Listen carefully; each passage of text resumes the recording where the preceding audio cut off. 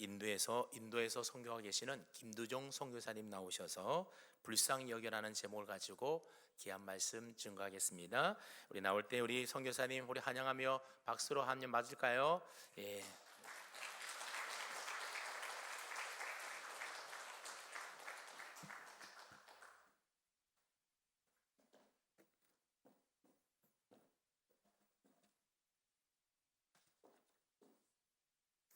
제가 짧게 기도하겠습니다. 하늘에 계신 우리 하나님 감사합니다. 오늘 우리에게 생명 호흡 주셔서 감사합니다. 하나님, 이 한 날 한 날 주님께서 우리에게 주신 이 귀한 날이 하나님이 가장 기뻐하시는 날이 되게 도와주시옵소서. 하나님, 우리의 호흡도 주님이 주셨으므로 우리의 모든 생명, 우리의 삶도 주님께 드리고자 이 자리에 모였습니다. 하나님, 우리가 의지가 약하오니 하나님 우리를 붙들어 주셔서 성령으로 우리를 붙잡아 주셔서 우리를 더욱 강하게 하시고 우리를 통하여 하나님의 일을 행하여 주시옵소서. 오늘 듣는 말씀 가운데, 성경 보고 가운데 하나님 우리의 마음을 움직여 주시고 또 우리의 삶이 변하는 하나님 귀한 역사가 나타나게 하여 주시옵소서. 예수님의 이름으로 기도하옵나이다. 아멘. 할렐루야, 반갑습니다. 예. 얼마나 극진한 대접. 오늘 국수 점심이었다 그러죠? 예, 저는 다른 거 먹었습니다. 스페셜하게 목사님이 대접해 주셔서. 제가 그 선교를 가기 전에 13년 전인데 알지도 못하는 저희 아내를 통해서 이렇게 사모님하고 알아요. 저는 목사님은 전혀 뵙지도 못했고 그래서 한번 인사드리러 와야겠다, 선교하러 가기 전에. 그래서 와서 목사님 댁에서 하룻밤을 잤죠. 근데 목사님하고 거의 대화를 못했어요. 목사님 막 설교 준비하시느라고 방에 혼자 끙끙 은혜 져주셔서 계셨던 것 같고, 그 아이들이 기억나요. 아이들이 앞에 TV가 있는데 얼마나 귀여운지 셋이 이 테이블 그 뭐죠? 우리 소파 위에 있는 그 테이블 위에 셋이, 조그만 애들이 그 뭐 말괄량이 삐삐처럼 이렇게 하고 셋이 다리를 달랑달랑 하면서 셋이 TV를 본 게 아직도 기억이 나요. 벌써 세월이 12년 넘어서 훌쩍 넘어서 이렇게 다시 목사님을 뵙고 교회를 이렇게 찾아왔습니다. 제가 사실은 한번 찾아왔는데 그때 이제 인도 목장에 김진환 집사님이 하시는 인도 목장의 분들과 만나게 된 적이 있거든요. 그분 계시나요? 그분들 계시나요?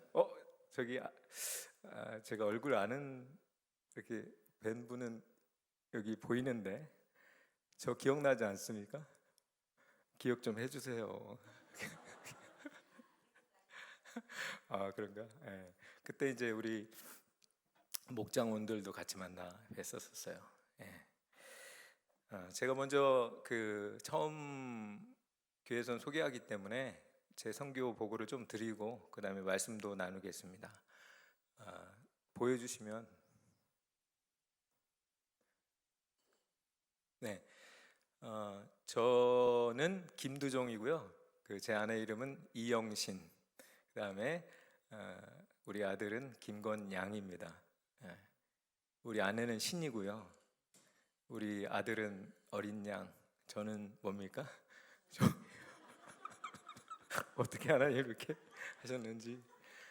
저희가 이렇게 12년 반이 됐는데 처음에 나갈 때 저런 그 푸릇푸릇한 기도카드를 드리면서 나갔습니다. 정말 저때로 돌아갈 수 없나 뭐 그렇게 생각하는데, 저희 아이는 진짜 콩알만한 게, 땅콩만한 게 가운데 있잖아요. 이렇게 저렇게 벌써 컸고 저희는 좀 이렇게 좀 머치어해졌죠. 나이도 이제 들고. 그래서 12년 동안 사역하고 지금 만신년으로 지금 인천에 있습니다. 다음 올려주세요. 저의 나라는 인도입니다.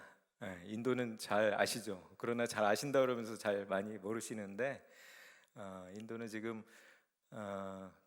이 선교적인 입장에서 얘기하면 중국처럼 어려워지고 있어요. 중국의 똑같은 모델을 따라서 인도도 지금 어, 어, 힌두교 이외의 타 종교를 핍박하고 있고 지금 나렌드라 모디라고 저기 계신 그 멋있게 수염을 기른 할아버지가 총리이세요. 나렌드라 모디. 근데 이분이 어렸을 때부터 인도는 힌두 국가가 되어야 된다는 힌두 뚜바 정신을 가지고 자라오신 분이에요. 그런데 이분이 수장이 됐으니 얼마나 그 이후로 많은 어려움이 있었겠습니까? 선교사님들이 이제 줄줄이 많이 나가기 시작하고 저희 주가 그 중에도 좀 많이 선교사님들이 퇴출이 되었던 주입니다. 다음을 거기에 중요한 게 하나 있는데 인도가 1위 국가가 됐어요. 뭘로 1위 국가가 됐을까요? 인구로. 어떤 분이 오늘 교회 왔더니 인도 인구가 얼마나 되냐고 물어봤는데 얼마 될까요? 14억이 넘었습니다. 중국도 14억이 넘었는데 인도가 넘어서 결국 중국도 앞지르고 최대 인구 국가가 되었습니다. 다음 페이지 보여주면 저희가 있는 주는 지도에 인디아 큰 지도가 있으면은 이게 어마어마한 땅이에요. 그냥 우리나라처럼 생각하면 안 되고 거기에 카르나타카 주가 있는데 이 카르나타카 주만 해도 아마 저희 남한보다 커요. 그 중에 이제 그 남단 오른쪽에 벵갈로에 있는 지역에 제가 있습니다. 이 주에 특별히 이제 기독교 핍박이 가세되면서 거의 반개종법까지 이제 완전히 법적으로 포교를 못하도록 어렵도록 그렇게 만들었는데 감사하게 저가 나오기 2주, 3주 전에 뒤집혔어요. 2주 전에, 3주 전에 총선이 있었고 그 총선이 여당이 야당이 되고 야당이 되고 그러니까 핍박했던 정당이 이제 소리를 못 내는데 이 정권을 잡은 정당이 이거 반개종법 다시 없애겠다고 하고 표를 얻어서 승리를 했는데 아직도 안 바꾸고 있어요. 중앙정부가 그 아까 나렌드라 모디라서 눈치를 보니까 그렇게 쉽게 하지 못하고 있습니다. 계속 그 인도 카르나타카 주 처음 들으신 분도 계시겠지만 위에서 기도해 주시면 좋겠습니다. 다음이요. 제 사역을 한 6단계로 좀 나눠서 시즌 1, 2, 3, 4, 5, 6 이렇게 해서 짧게 제가 간단하게 이야기를 드리는 게 좋을 것 같아요. 다 이야기할 수 없으니까 제가 첫 시즌에는 제가 견습선교로 신학대학원을 1학년 마치고 하나님 너무 감사합니다. 주님께 감사해서 이 감사의 표현으로 제가 1년 단기 선교로 가서 섬기겠습니다 한 곳에 갔어요. 다시 결혼해서. 근데 그곳에 가고 싶지 않았거든요. 왜냐하면 그 견습선교 단기 선교 1년 동안 하면서 너무 힘든 거예요. 인도 상황을 보니까 인도 다시 가기 싫은 거예요. 인도 상황을 생각하면 진짜 군대에서 그쪽으로 오줌 않는다는 그런 느낌을 받으면서 비행기를 타고 선교는 다른 나라는 가도 인도 안 간다고 생각하고 와서 이제 마지막 선교학까지 공부하고 선교를 가려고 인도만 빼놓고 다 가겠습니다 하고 기도하는데 하나님이 우리 그 아이잖아요. 저기에 보면 가운데 우리 건양이 그 아이 이때보다 더 어렸는데 아이에게 하나님께서 응답을 주셨어요. 우리 가족 같이 기도하자 그랬는데 우리 건양에게 인도 타지마를 보여주셨어요. 기도하는데 이것도 내용이 되게 재밌는데 여기서 다 얘기 못 하겠네요. 그래서 다시 그곳을 찾아서 저희가 가서 선임 선교사님을 모시고 CKF 교회를 2013년까지 섬겼습니다. 다음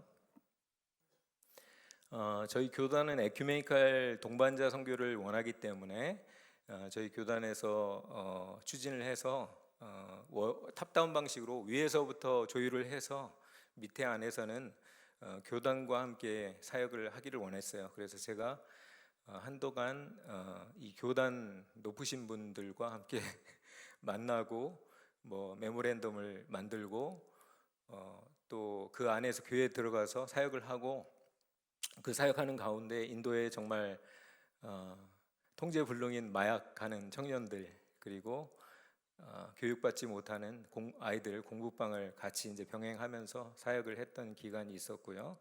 시즌 3로 가게 되면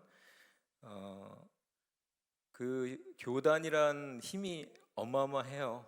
사실은 인도의 기독교 정통은 우리보다 비교할 수 없이 오래되었거든요. 그러면서 부패한 것이 그 교단 안에 긁어내도 계속 나와. 그런 느낌이 들 정도로 너무나도 이렇게 놀랄 만한 그런 교회의 부패한 것들을 발견하게 되고 그냥 나왔어요. 그래서 제가 개척하는 교회에 인도 목사님 밑에서 팀 사역으로 들어가서 크로스로드 교회 안에서 힌디 크로싱이란 예배 공동체를 개척을 했어요. 그리고 거기 이제 후임 교역자에게 물려주고 이 사역은 마치게 되었습니다. 다음 해주시고요. 그리고 이제 잠깐 1년 동안 그 개척교회를 또 다시 세우기 위해서 임마누엘 교회를 세우다가 이분이 갑자기 두바이로 하루를 한번 가족 여행을 갔다 오시더니 왜 갔다 오냐 그랬더니 뭐 이렇게 누가 초청해서 갔다 왔다고 하더라고요. 근데 알고 보니까 같이 이렇게 개천교회를 하는 이 목사님이 그 두바이 교회 목사로 이렇게 아마 초청을 받으셨나 봐요. 얘기는 안 하고 가고 1년 만에 이제 이렇게 매듭을 못 짓고 끝내고 그 다음 시즌 5 그 다음에 이제 코로나가 왔어요.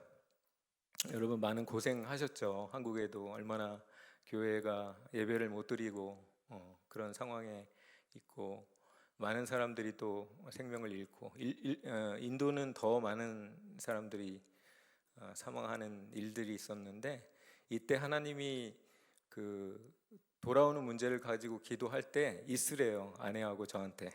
그래서 인도에 남아 있는 가운데 교회가 개척될지는 저는 몰랐습니다. 그래서 이때 이제 YKP 교회를 개척했습니다. 그 사유는 조금 이제 얘기를 더 하고요. 이때 이제 할 게 없으니까 제가 그때는 락다운이라고 그래서 인도는 심해요. 그 법률을 물론 준수하는 그 법 준수 정신은 우리와는 비교할 수 없이 낮아요. 그러나 이런 거 한번 시행하면은 되게 엄격해요. 경찰이 나가면 막 때리고 그래요. 유튜브에 혹시 보셨어요? 대나무로 막 때리고 그랬어요. 근데 이제 이런 시간들을 피해서 구제를 하는데 이것을 통해서 하나님께서 흩어진 교회를 다니지 않는 그래도 믿는 사람들을 가지고 교회를 시작하게 하셨습니다. 제가 잠깐만요.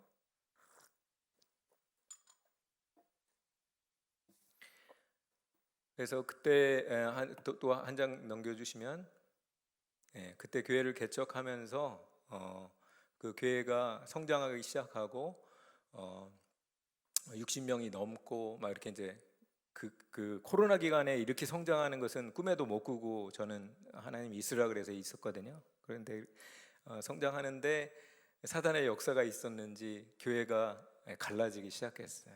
그 아픔을 경험하면서 저는 막 엉엉 울었죠. 이제 떠나 보낸 사람도 떠나 보내고 다시 줄어든 사람하고 시작해서 다시 일으키고 이런 과정들을 했었습니다. 다음 보여주면 거기 안에 이제 새로 힌두교인들이 결신하고 세례도 받고 그렇게 사역을 했고요. 그 다음 넘겨주시면 시즌 6인데 이게 이제 근래 22년 이것도 사실은 코로나가 완전히 끝나지 않은 때 이때 이제 제가 다른 사역 모드로 온라인으로 해서 MPW 모닝 프레어 워리어라는 건데 인도는 새벽 기도가 없습니다. 한국은 이게 새벽 기도가 참 힘들죠. 근데 인도 어느 교회는 없어요. 근데 좋은 기회다. 그래서 아침에 온라인으로 해서 새벽 기도를 하자는 아이디어를 전도사에게 줬더니 어떻게 몇 명씩 모아놨어요. 그래서 시작을 한 게 이 그룹이 됐어요. 근데 이게 이제 커진 거죠. 이 장점은 뭐냐면 그 지역에서만 할 수 있잖아요. 새벽기도 우리 여기 하면 뭐 교회가 나는 뭐 저쪽 부산인데 집은 울산이다 그러면 그 지역 안에 있는 교회를 찾아가야 되는데 이거는 어디든지 가능한 거예요. 그래서 여기 모이는 분들이요 카르나타카 주에 막 그냥 여기저기 다 있어요. 그렇게 해서 모여서 매일 아침 5시부터 6시 20분까지 매일 새벽 기도해요. 주일날까지도 하자고 그러더라고요. 너무 좋아가지고. 그래서 주일은 하지 말자. 왜냐하면 다 교회 가야 되니까. 근데도 하고 싶대요. 그래서 지금까지도 이제 주일 계속 주일까지 해서 매일 그 시간을 지키고 있습니다. 그걸 통해서 모인 사람들 성경 공부를 또 온라인으로 하기도 하고요. 또 신방도 가고 그다음에 보시면 오프라인도 이제 해서 마치 축제처럼 해서 맛있는 것도 해서 다음 페이지 보여주세요. 네, 그렇게 하고 리더들 교육하고 이런 일들이 이제 시작됐고요. 그 다음에 또 기도를 하니까 하나님의 놀라운 역사가 일어납니다. 여러분 우리가 아무리 머리로 채워온 지식이 있어도 내가 알아도 하나님 이만큼 알아 한다고 그래도 이렇게 하나님께 구해서 얻은 그 하나님 체험 그게 달라요. 그 맛이 그림의 떡이라 그러잖아요. 가서 이거 정말 맛있겠다 뭐 이거 아무리 해도 소용없잖아요. 가서 먹어봐야지. 그런데 이 기도를 하니까 같이 모여서 기도를 하니까 하나님 죽은 사람 의사가 완전히 죽었다고 판정한 사람들을 살리시는 일들이 있었어요. 두 번 큰 사례가 있었는데 다른 큰 사역건도 있었지만 그 아프로와 제가 기도 제목으로도 나눴는데 이 아프로와는 거의 의사가 포기했었어요. 죽는 날을 기다리고 있었는데 제가 계속 이제 신방을 가는데 얘네 아빠가 힌두교인데 이제 길이 없으니까 의사도 그랬대요. 신이 아니고서는 살아날 수 없으니까 그냥 신께나 기도해라. 그러니까 아빠가 저한테 그러는 거예요. 우리 아들을 살려주면 하나님이 살려주면 내가 예수님을 믿겠다 그랬어요. 어떻게 됐을까요? 우리가 전심으로 기도했죠. 막 기도하는 멤버들 중에는 막 그냥 보지도 못했고 사진만 봤는데 눈물을 흘리면서 기도하고 그렇게 기도하는 가운데 하나님이 살리셨어요. 그래서 신방 예배를 저렇게 갔는데 이제 예배를 드리고 나서 마지막에 이 얘기를 들었어요. 근데 얘가 그러는 거예요. 예수님이 날 고치셨어요. 그거 어떻게 하냐? 예수님이 나타나셨대. 넌 눈도 안 보이고 이렇게 뜨지도 못하고 어떻게 예수님을 봤냐고 그러니까 안 봤대요. 그런데 누가 나를 만졌는데 그분이 예수님인 것을 안 거예요. 이 아이가 영적으로 안 거예요. 그분이 예수님이라 한 거예요. 그러니까 어떻게 됐어요? 가족이 예수님을 믿게 됐어요. 할렐루야. 우리가 죽어가는 사람도 예수님의 이름으로 기도하면 그 사람뿐만 아니라 하나님의 계획이 있어요. 그걸 통해서 역사하시는 능력이 나타났습니다. 그리고 이제 시바난다 목사님인데 이분은 같이 동역하게 이제 된 목사님인데 오늘도 이제 비디오로 자기 지금 교회가 막 성장하고 있어요. 그래서 연결해서 비디오로 좀 보여줄 수 없냐 그랬는데 제가 이 다른 지방에 온다 그래서 뭐 연락을 했어요. 근데 이분은 하나님이 명하셔서 생업보다는 교회를 개척하라 그래서 온갖 핍박을 받으면서 5군데를 옮겨 다니면서 교회를 개척했어요. 막 돌에도 맞을 위험하고 전혀 힌두 교인들만 있는 곳에 가서 전혀 크리스찬이 없는 곳에 가서 진짜 죽을 각오를 하고 그들을 구해냈어요.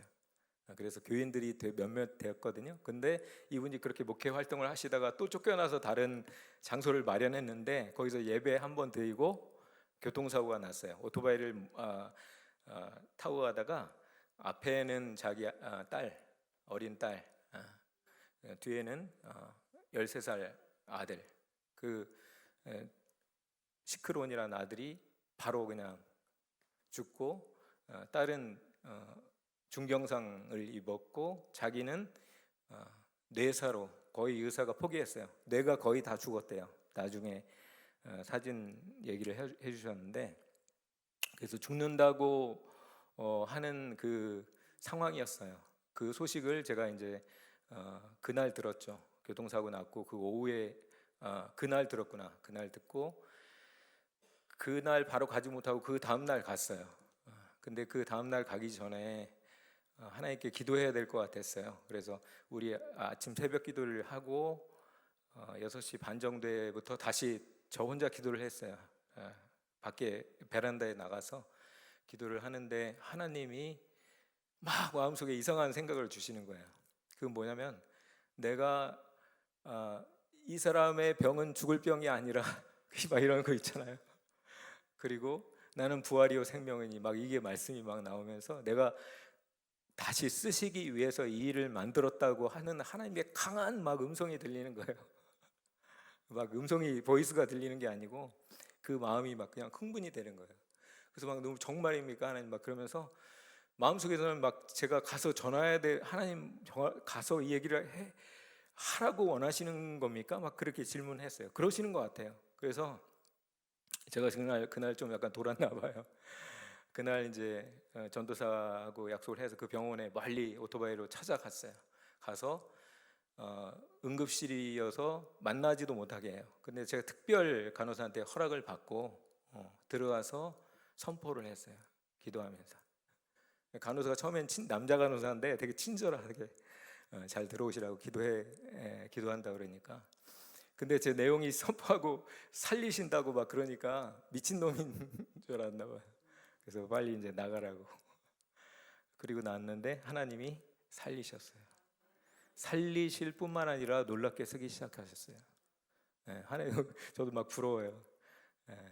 이번 서서히 기억력들도 이제 회복되기 시작하고 또 의사는 이제 치료를 받는 중에 놀라운 기적이 회생이 돼버리니까 뉴럴로지 신경학과하고 또 하나가 무슨 두 과의 의사가 과장이 와가지고 무릎을 꿇고 발에 키스를 하고 허그를 하고 왜 그러냐고 이런 일은 도저히 일어날 수 없는 일인데 일어났대요. 그러니까 인도 사람들은 그런 것이 종교성이 강하거든요.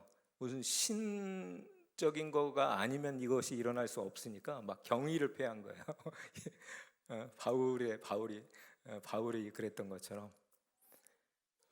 그런데 이제 회복되기 시작하면서 하나님이 이분이 전화로 기억력도 다 돌아가지 않았는데 전화로 기도하는 가운데 치유의 역사도 일어나고 축기도 일어나고 그리고 이분은 너무나 고통스러워요. 시끄러운 그 엄청 사랑했어요. 얘기를 들어보니까 그 아들이 죽었는데 그래서 5일을 하나님 앞에 똑같은 기도. 하나님 왜 그렇습니까? 왜 그렇습니까? 그 전에 제가 가서 하나님 그 주신 말씀이 있었거든요. 그걸 전했거든요. 성경의 말씀을. 근데 하나님한테 직접 듣기 위해서 5일을 또 기도했는데 응답이 똑같아요. 내가 너를 다시 쓰기 위해서 이 일을 허락했다고. 그리고 비전을 통해서 시크로온이 예수님과 함께 있는 것을 알게 하셨어요. 그리고 예수님이 왜 나를 남겨주셨습니까? 할 때 지옥으로 떨어져가는 수많은 사람들의 환상을 보여주셨어요. 내가 이 사람들을 위해서 때문에 너를 보내줬다. 그래서 그 위에 회복되면서 제가 이제 지난 주에도 15명이 힌두였는데 완전히 힌두였는데 새로 교회에 오게 됐대요. 할렐루야. 네.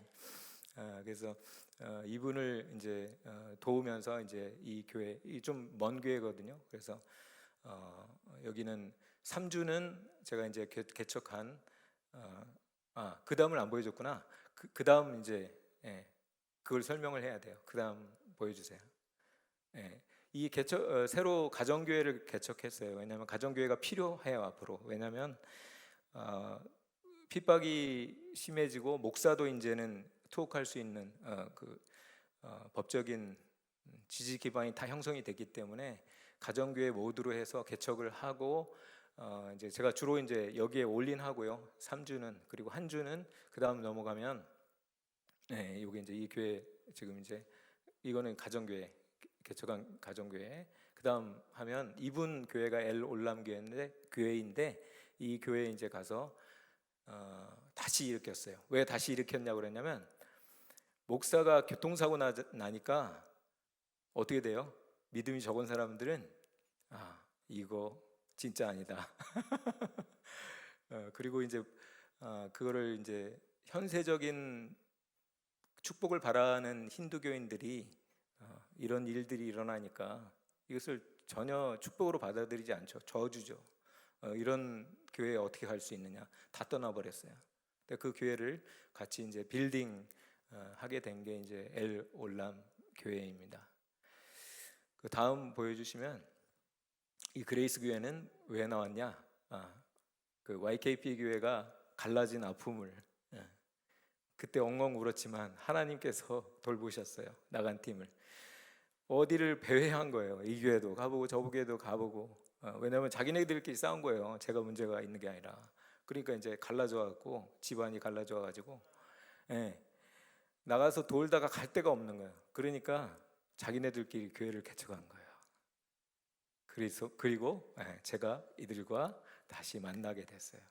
그러니까 하나님 놀라운 섭리죠. 자, 그 다음 보여주시면, 자, 오늘 제가 말씀을 좀 한 30분간만 짧게 나누고 싶은 것은 이 한 할머니의 이야기예요. 윌마 할머니의 이야기입니다. 이거는 제가 인도에서 여기 꼭 오면 반드시 모든 분과 나눠야 하는 이야기입니다. 왜냐하면 이 할머니의 삶은 메시지가 있어요. 우리의 마음을 저리게 하는 메시지가 있어요. 저희 가정이 인도에 코로나로 있으면서 이걸 했다 그랬잖아요. 그 뭐죠? 그 구호 사역을 조금 했다 그랬잖아요. 근데 이걸 하면서 만난 할머니예요. 저희 교회 다니시는 분도 아니고, 이 할머니가 교회를 정기적으로 다닐 수 있는 형편도 아니었어요. 왜냐하면 몸이 아주 중병에 걸려서 만나보니 어려운 상태였기 때문에 처음에 그리스도인인지도 몰랐어요. 누가 이제 어떤 여러 사람을 돕고 있는데, 무슬림이나 힌두나 뭐 다 곤란한 사람들을 집을 찾아서 음식 팩을 나눠주고 있었는데, 어떤 마을에 어떤 청년이 정말 불쌍한 가정이 있대요. 이 집을 방문해라 해서 갔는데 이 할머니가 이렇게 백내장이 심하니까 거의 안 보이시나 봐요. 벽을 이렇게 더듬더듬 하면서 오시는데, 눈이 이렇게 뜨면서 더듬더듬 하면서 오시는데, 배가 임신하신 게 아닌가 할 정도로 완전히 거의 만삭된 그 배로 나오셨어요. 그래서 정말 위태로운 그 이제 마음의 아픔을 느꼈죠. 와, 이 할머니 너무 불쌍하다. 그리고 식량 나눠드리고 구제품을 나눠드리고 다음에 또 오겠습니다. 그 다음에 또 갔는데 이거는 너무 마음이 아픈 거예요. 근데 그 다음에 가니까 할머니만 있는 게 아니라, 할머니 혼자 산 게 아니고 그 옆에 조그만 방이 있는데 우리 아들이 있대. 들어가 보니까 수레씨라는 43살의 아들이 있었어요. 근데 이 아들이 얼마 전에 교통사고 나왔고 다리가 완전히 부러졌어요. 그래서 1차 수술을 해가지고 다리에 철심을 박았는데, 인도가 뭐 이렇게 잘하는 줄 아니, 막 엉성하게 했죠. 근데 거기에 이제 살점도 다 떨어지고 그랬는데 그것도 커버하지 않고 1차 수술을 그냥 마감시켜 버렸어요. 그러니까 이제 자기 붕대를 열어서 보여주더라고요. 돈은 없으니까 소독약 하나 싼 거 사갖고 매일 자기가 바르면서 침대에 누워있고, 할머니는 그 아들을 위해서 더듬더듬 해가면서 불을 켜가지고 밥을 해주고, 그런 삶을 사는 거예요.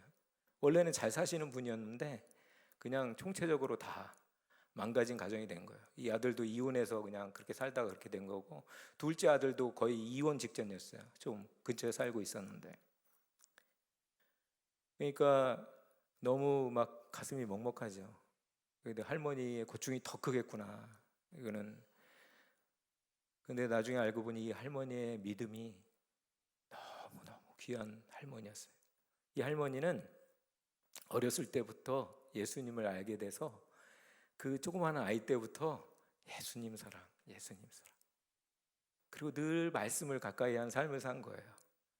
근데 집안에서 이렇게 해가지고 힌두하고 그것도 술주정뱅이 하고 해가지고 이 사람은 일찍 죽어버리고 그 두 아들 낳은 애를 술에 그첫 걔가 첫 애인데 둘째 아이까지 해서 그 교육비를 대려니까 뭔가 무릅써야죠. 그러니까 기숙학교에 들어가서 애들 어린애들 같이 자주고 밥 해주는 그런 선생님이 있어요. 진짜 선생님이 아니죠. 그런 가정부 비슷한 일을 하면서 그 돈으로 어려서 어린 자식들을 키웠는데, 어렸을 때는 교회 열심히 따라 다녔지만 그렇게 엄마가 돌보는 동안 이 두 아이가 마약을 손대기 시작하고, 인도 애들은 마약 일찍 손대요. 한 14살 막.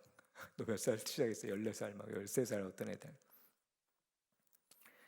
그러니 이렇게 망가지고 결국 아버지 따라서 크리스찬 이름으로 바꾼 것도 다시 힌두 이름으로 자기네들이 바꿔버리고, 그리고 그렇게 자식을 뒷바라지해서 장가도 보내고 했는데 자신은 중병이 들어가지고 왔는데, 여러분 오래 아프잖아요. 그럼 다 떠나요. 다. 조금 아플 때는 와서 위로하지만 그 친척들도, 왜냐하면 그 사람들도 부담이 돼. 마음은 안 그래요. 사실 위로하면 안 돼요. 그 사람들 마음은 안 그래요. 도와주고 싶은데 우리 형편도 힘든데 어려운데. 그러니까 이 할머니가 외로운 외톨박이에 그것까지 돌봐야 되는, 너무나 불쌍하니까 제가 막 기도가 이거 기도밖에. 다음에 이제 또 음식 가지고 오면 그 기간 동안에 누가 돌봐줘요? 그러니까 제가 이 기도를 했어요. 하나님, 정말 이 할머니에게 천사를 보내주세요. 그래서 제가 없는 동안에도 돌봐줘 달라고 그렇게 기도하고 갔어요.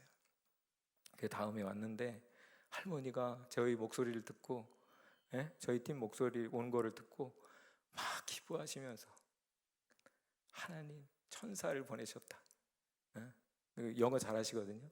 God sent angels. 그래서 저는 우리가 이제 엔젤인 줄 알고 좋아했죠. 하나님 우리가 이제 엔젤의 역할을 하는구나. 근데 깊게 얘기해 보니까 할머니가 영안이 열려서서 실제 천사를 보신 거예요. 놀라운 일이 일어났죠. 근데 생각해 보니까 그 전에 제가 기도한 게 그거예요. 제가 무심코 그냥 애처로운 마음에, 불쌍한 마음에 천사라도 좀 보내주셔서 하나님 위로해 주시고 같이 했는데 그걸 하나님이 들으신 거예요. 할렐루야. 아멘.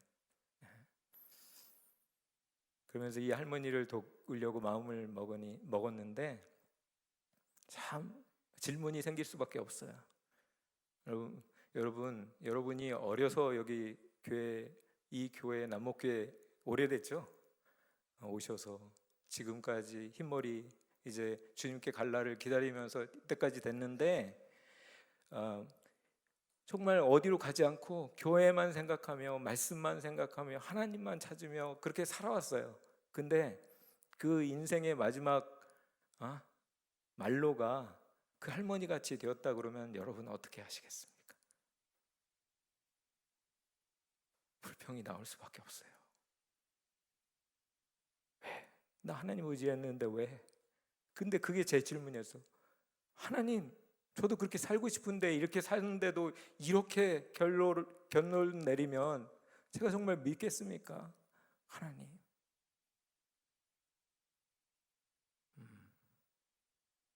그러나 용기를 가지세요.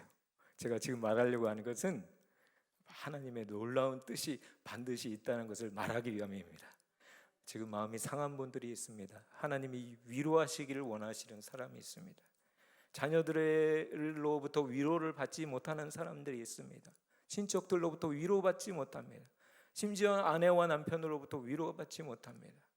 그러나 내 마음은 하나님께도 버림받은 것 같습니다. 그러나 그렇지 않아요. 이 할머니는 불평하지 않았어요. 감사. 예수님 하면 감사.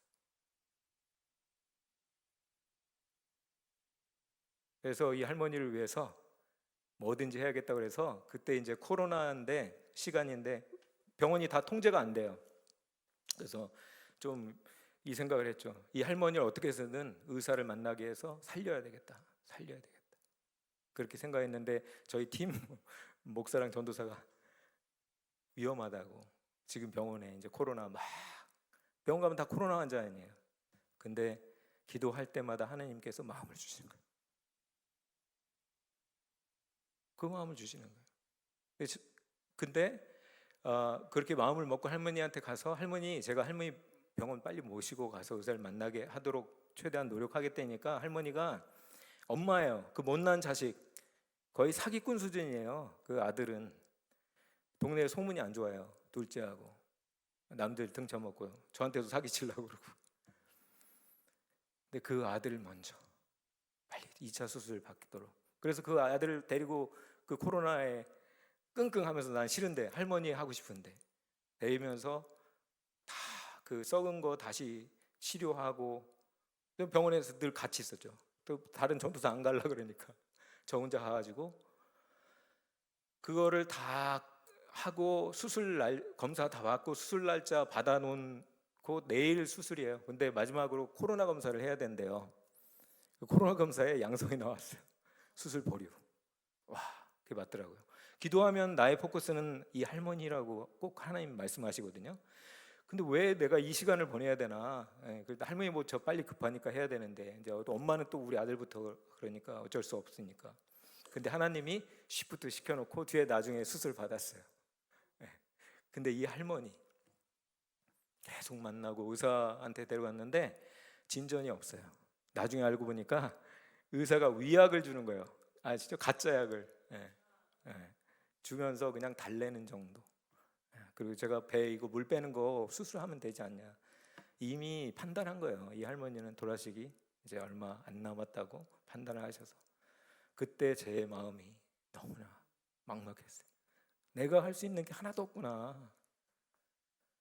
근데 이때 슬슬 그동안 이게 이 할머니를 위해서 하나님 나를 준비시키신 게 아닌가 하는 꿈이 2년 전에 꿈이 하나 있었어요. 근데 그 꿈은 엄청 생생한 꿈이었어요.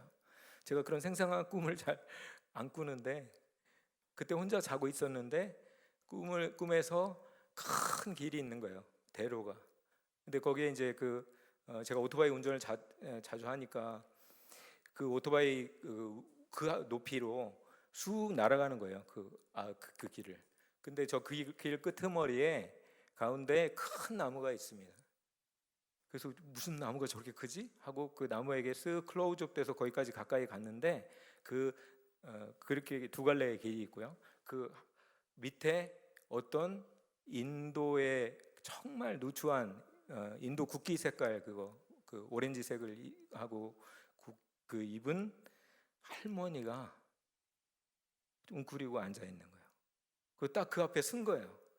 그래도 이 할머니 보니까 너무 불쌍하니까 인간적인 마음이 들어. 불쌍하니까 뭐 도와주려고 그랬는데 아무것도 없는 거예요.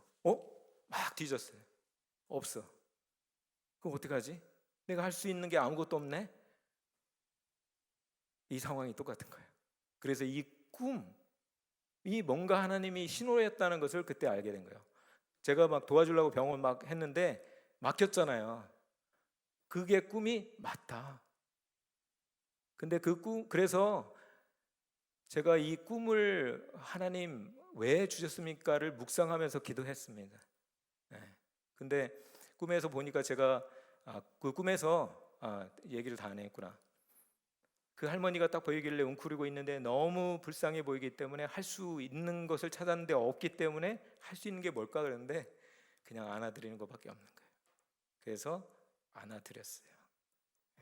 근데 안아드리면서 이상한 꿈에서 이 할머니의 고통이 뭔지는 모르지만 그 고통의 무게가 내 마음에 그냥 들어온 것 같아요. 그게 막 감당할 수 없는 거예요. 얼마나 불쌍하고 아프고 그게 그냥 막 너무나 힘들고 뭐 하늘에서 이 마음이 막 떨어진 것 같아요. 그래가지고 그 할머니를 안고 있는 그 꿈에서 막 울고 너무나 울어가지고 깨서 그냥 계속 울었어요. 눈물은 퍽퍽 흘리면서. 잊을 수 없어요. 그 마음을. 그래서 그 꿈을 묵상하면서 할머니 이 상황이 그 꿈에 그 상황이 똑같이 왔는데 그러면 내가 하나님께 질문했어요. 하나님, 그럼 내가 이 할머니 할 수 있는 게 이 할머니 결국 안아드리는 것밖에 할 수 없습니까? 그때 내가 한 거는 할머니 안아드리는 것밖에 한 게 없는데 이걸로 끝내야 됩니까? 그리고 돌아가시는 걸 보고 이렇게 예수님을 평생 예수님만 믿고 저보다도 더 신학이 이 못난 죄인보다 더 신앙이 좋은 그분이었어요. 그분인데 왜 이분이 이렇게 돌아가시는 걸 봐야 됩니까? 그런데 하나님이 질문으로 꼭 말씀하세요. 야, 네가 한 일은 안아준 거지만 그때 네 안에 임했던 그 마음이 너의 마음이었니? 아니에요. 나의 불쌍히 여기는 인간적인 마음이 아니었다니까요. 그 마음이 어디서 떨어졌는데 그게 하나님이 알려줬어요. 이게 성령님의 놀라우신 위로야. 할렐루야. 이것을 통해서 작전이 바뀌었어요. 병원 열심히 다니고, 물론 희생하라고 하나님 하셔서 너 죽기를 각오해라. 너 죽을 수도 있겠지만 네가 그 위험 수를 나한테 내놓아라. 그리고 뭐 갔다 오면 막 그냥 가래 뱉고 막 샤워하고, 저는 이제 그렇게 살아가니까 아내하고는 거의 저는 독방을 썼죠.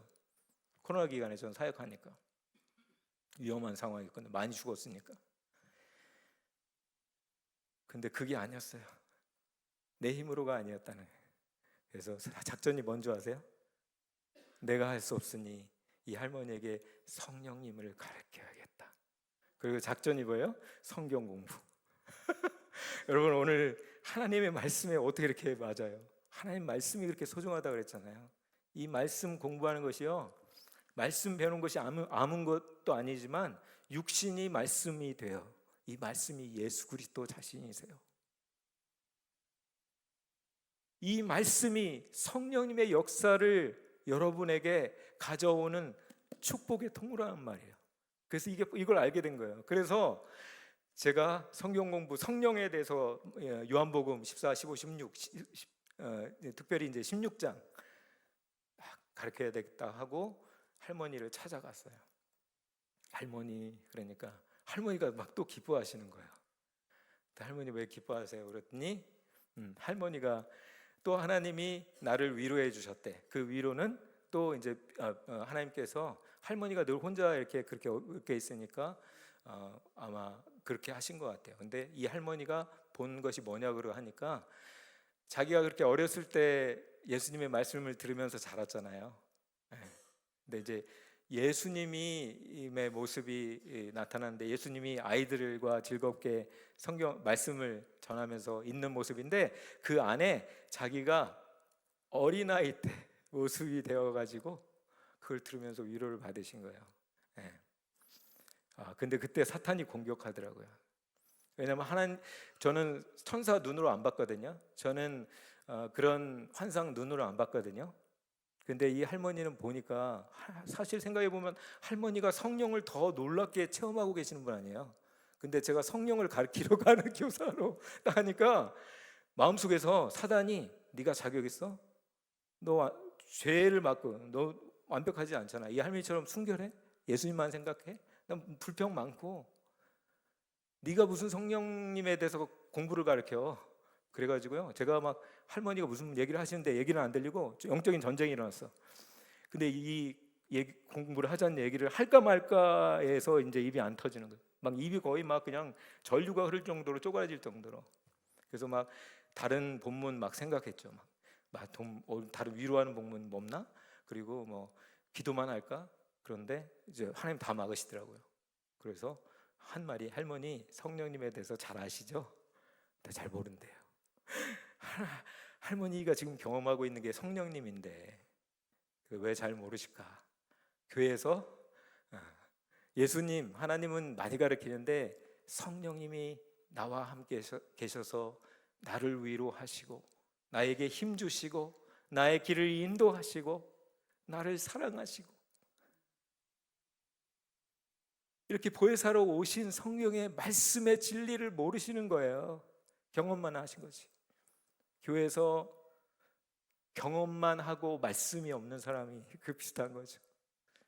그래서 용기를 내 가지고 성령님에 대해서 쫙 가르치고, 할머니, 제가 이제 할머니라고는 안 부르거든요. 시스터라고, 자매님, 제가 도와드릴 수 있는 건 한계가 있지만 진짜 할머니를 완벽하게 도우실 분을 찾았어요. 그분은 성령님인데, 성령님은 할머니가 이렇게 고통스럽지만 할머니를 위한 놀라운 계획을 가지고 인도하세요. 그리고 그 계획을 말해줄 수 있는 분이고, 그리고 할머니를 가장 크게 위로할 수 있는 분이에요. 그렇게 얘기했어요. 그리고 다 끝나고 할머니에게 성경 공부 끝나면 반드시 뭐 해야 돼요? 적용, 숙제를 꼭 내줘야 돼요. 그 숙제는 할머니 맨날 아들 저렇게 돌보고 밥 해주고 맨날 몸은 아프시고 홀로 계시죠. 그러면 그때 기도 딱 한 가지 하세요. 내가 성령님의 음성을 알아들을 수 있도록 하나님 해주세요. 그렇게 기도했어요. 그리고 좀 시간이 돼서 병원들이 다 차단을 했는데, 못 들어오게 했는데, 정부 병원부터 조금씩 이제 TO를 연다고 그러더라고요. 그래서 이제 할머니하고 약속을 잡고 아침부터 도울 수 없으니까, 가족이 안 도우니까 제가 데리고 가서 한 병원에 리젝트 당하고, 둘째 병원에 가서 중환자실에, 그것도 오후 5시가 되어서 할머니 TO를 받고 입원시켰어요. 그때도 뭐 코로나 환자, 인도는 그게, 우린 코로나 환자 격리하잖아요. 다 중환자실에. 그것도 더 무서운 건데, 우리 지금 생각해 보면. 그런데 뭐 어찌해요. 할머니가 빨리 이제 보호를 받는, 의료 시설의 보호를 받아야 되니까. 그래서 그 녹초가 됐어요. 병원 돌아다니고 리적당하고 그 병원까지 가서 오래 기다렸는데, 할머니가 처음에 의자에 휠체어 앉아 있다가 이제 패드 하나 누이는 거에 해가지고 이제 마지막 그 병실 들어가기 전에 할머니 손을 잡고 제가 할머니 기도해 드렸어요. 근데 할머니가, 제가 기도하고 이제 행정 뭐 마무리할 일 하러 가려고 했는데 할머니가 부르시더라고요. 그래서 손가락으로 이렇게 부르시더라고요. 힘이 거의 없는데. 할머니 이 귀에다, 그 입에다 대고 들었죠. 할머니가 뭐라 그랬는지, 나 이제 성령님의 음성을 들어. Now I hear the voice of the Holy Spirit. 뭐? 정말 무슨 소리인지, 뭔 소리야? Holy Spirit 뭐? 할머니가 하면 더 I hear the voice of the Holy Spirit. 그때는 바빠가지고 이제 좀 센스 하나 보다 그렇게 생각했어요. 뭔가. 그리고 막 처리하고 해서 중환자실에서 이제 나중에 일반 병동으로 옮기셨기 때문에 할머니 찾아가서 하루 종일 한 반나절을 있었군요. 있으면서 할머니 마사지 다 해드리고, 마사지 제가 잘하거든요. 손 마사지, 온몸 마사지 해드리니까 할머니가 너무 좋으셔서 또 해달라고 한 번 더 해드리고, 그때 이제 말씀을 읽어드렸거든요. 시편을 기도하면서 준비했는데 시편 91편, 103편, 145편을 준비해서 기도 중에 가지고 가서 할머니하고 말씀을 나누면서 헤어질 때 기도하고 나왔어요. 그리고 그 다음 날 저녁에 할머니가 돌아가셨다는 것을 그 집에 혼자 있는 아들도 전화로 받았죠. 엄마가 죽었다고. 그래서 이 아들이 수혜 씨가 막 그냥 애처럼 울어요. 저한테. 브라더, my mom is dead. my mom. 저도 그냥 엉엉 울었죠. 그리고 병원이 멀어가지고 제가 이제 또 1시간 달려가서 막 그 처리하고, 거기서도 또 하나님이 주신 은혜들이 있거든요. 병원에서. 이것도 길어요. 근데 처리하고 와서 다음 날 바로 이제 장례를 하고, 가족들은 부랴부랴 모여서 이제 장례를 했죠. 근데 완전한 기독교식으로 할 수 없는 게, 이제 거의 많은 사람이 힌두이기 때문에 그 사람대로 나름대로 하고, 그들 중에 이제 일부 크리스찬들이 있었어요. 근데 제가 이제 그 꿈 얘기를 했을까요, 안 했을까요? 할머니에게 했어요. 성경 공부하고 나서 할머니한테 했는데, 이거 할머니 돌아가시기 전에 이 꿈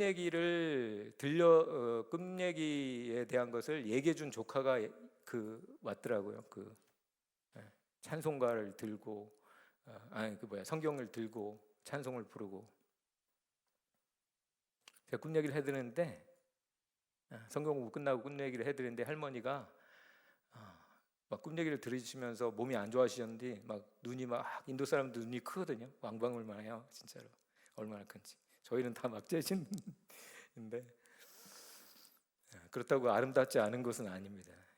동양의 이 미가 있거든요. 근데 막 놀라시니까 할머니 왜 그러세요?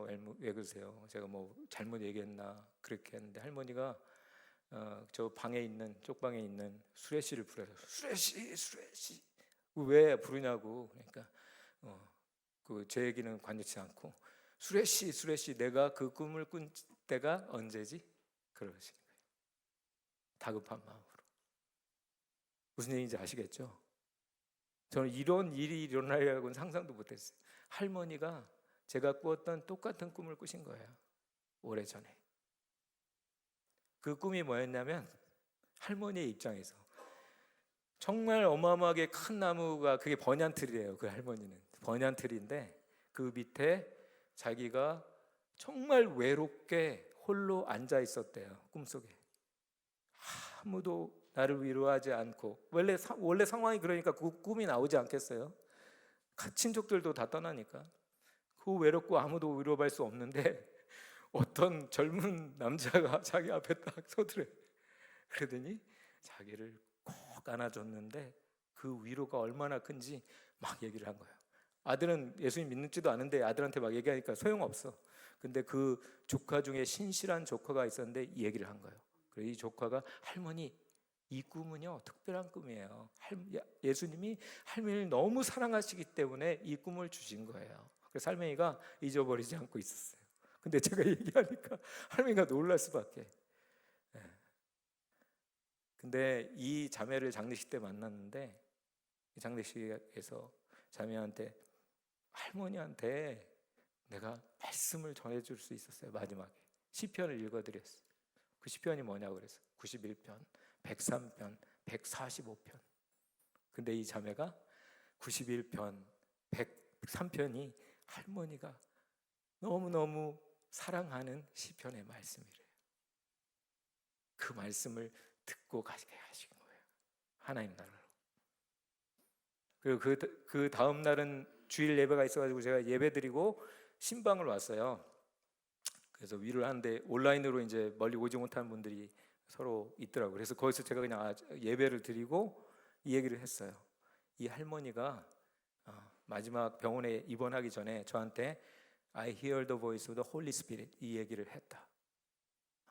그러니까 그 큰 아들이 둘째 아들도 이제 교통사고가 났었어요. 오토바이 이제 큰 사고는 아닌데 얘가 못 움직이다가 이제 말미에는 오토바이도 타고 움직이고 좀 배달을 했거든요. 근데 병원에 가서 우리 엄마 어떻게 죽었냐 물어본 거야. 근데 저도 놀랐어요. 그 얘기 듣고.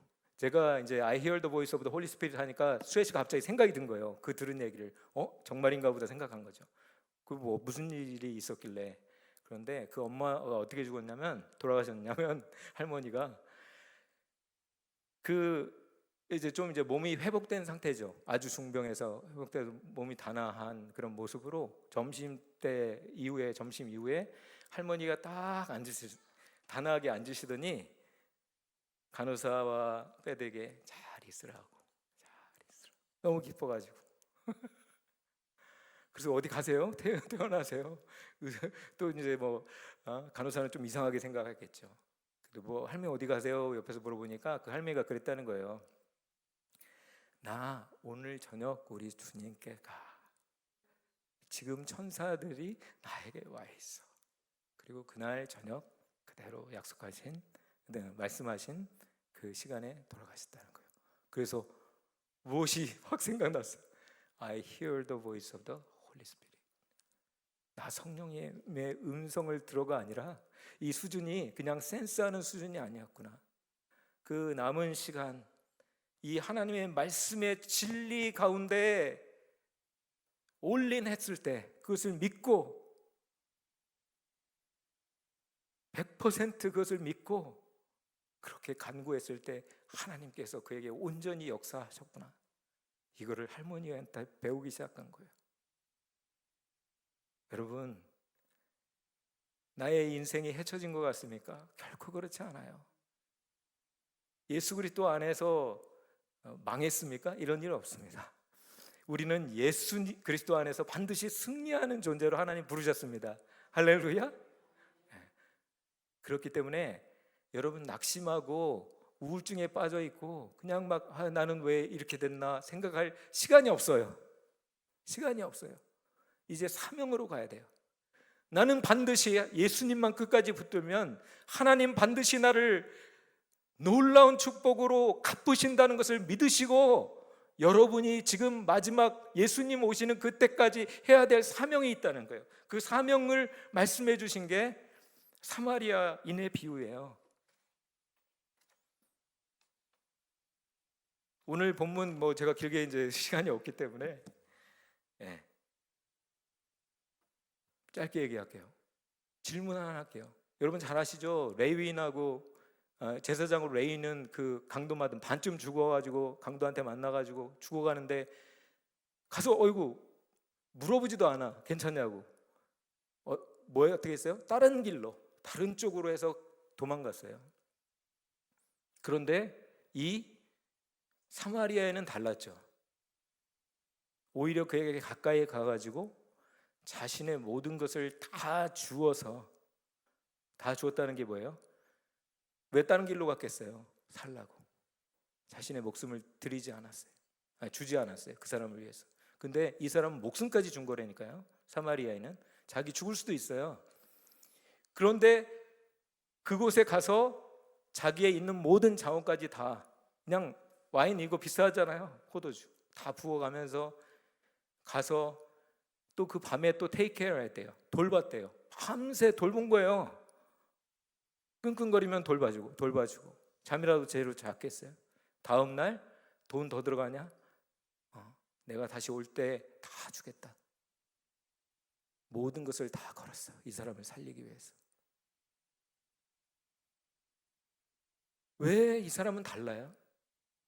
왜 이 사람은 다를까? 하나님 여기 신분을 보지 않아요.